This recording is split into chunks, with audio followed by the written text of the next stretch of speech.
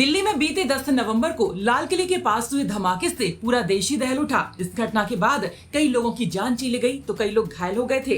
घटना के बाद जांच एजेंसियां घटना से जुड़े हुए लोगों तक पहुंचने के लिए लगातार काम कर रही हैं। वहीं इस घटना पर नेता, मंत्रियों और मौलानाओं की प्रतिक्रियाएं भी सामने आ रही हैं। अब दिल्ली में हुए ब्लास्ट को लेकर देवबंदी उलेमा मुफ्ती असद कासमी ने कहा कि आतंकवाद का कोई धर्म नहीं होता है और जिसने ये नंगा नाच किया है उनको कड़ी से कड़ी सजा मिलनी चाहिए। हम भारत सरकार से मांग करते हैं कि दोषी किसी भी कीमत पर बचना नहीं चाहिए और निर्दोष फंसना नहीं चाहिए।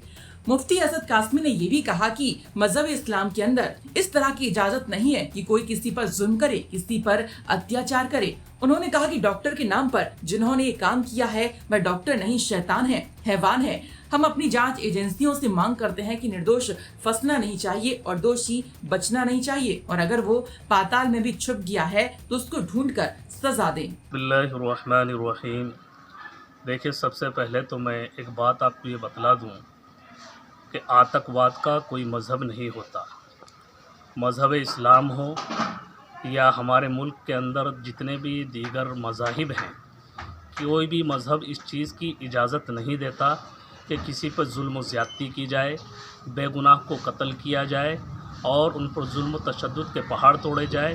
तो दिल्ली के अंदर जो ये बम ब्लास्ट का मामला हुआ है, जिस तरीके से हैवानियत का नंगा नाच नाचा गया है, तो मैं अपनी तंजीम इत्तेहाद उलमा हिंद की जानिब से इसकी सख्त अल्फाज में मजम्मत करता हूँ, निंदा करता हूँ। और जो लोग इसके अंदर मारे गए हैं या जो लोग ज़ख्मी हैं उस पर अपना जो है दुख प्रकट करता हूँ। अच्छा, जिस तरह से इसमें डॉक्टर्स का नाम आ रहा है, जबकि ऊपर वाले का दर्जा दिया डॉक्टर्स को, उसको आप क्या कहेंगे? देखिए, अगर हकीकत में ये डॉक्टरों ने किया है तो ये डॉक्टर के नाम पर कलंक हैं। ऐसे लोग हैवान हैं, शैतान हैं। ऐसे लोगों को हुकूमत हिंद को चाहिए कि कड़ी से कड़ी सज़ा देनी चाहिए। लेकिन साथ साथ में मैं ये भी कह देना चाहता हूँ कि हमारी देश की सुरक्षा एजेंसियाँ ये इसकी जांच कर रही हैं, तो मैं ये कह देना चाहता हूँ कि निर्दोष जो है इसके अंदर फंसना नहीं चाहिए और जो दोषी है वो छूटना नहीं चाहिए। दोषी चाहे वो पाताल के अंदर भी छुप गया हो, हमारी सुरक्षा एजेंसियों को चाहिए कि उसको ढूंढ कर लाए और उसको सजा दे।